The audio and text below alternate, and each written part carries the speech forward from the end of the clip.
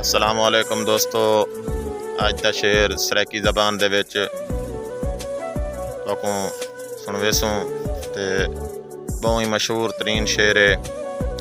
کہ عرض کیتے شوق جا منگاں ساں تو پیندا تا پائیں کل بسی ہوے باہاں ول تو روسیں تا نا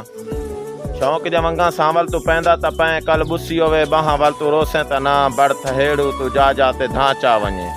کہیں جے نہ وانی دھاں ول تو روسیں تا نا تیری الفت محبت کو نفرت دی جے کر تیری الفت محبت کو نفرت دی جے کر چمبڑ ونجے پاں ول تو روسیں تا نا تیں تے پابندی ہووے تیڈے لبیں تے میڈا نہ گھنن ڈیویں نا ول تو روسیں تا نا ونج ولا سوچ گھن اے ہاکی یا کرکٹ سنو کرتا نہیں ایک عشق آدھن چوٹ تے چوٹے او عاشق الیکشن تو جت ویندا ہے جندے باروں سئی محبوب دا وانٹے تو بھی نادان نہیں میں بھی ان جان نہیں تو آپ چا دسا پیار چ زری کھوٹ ہے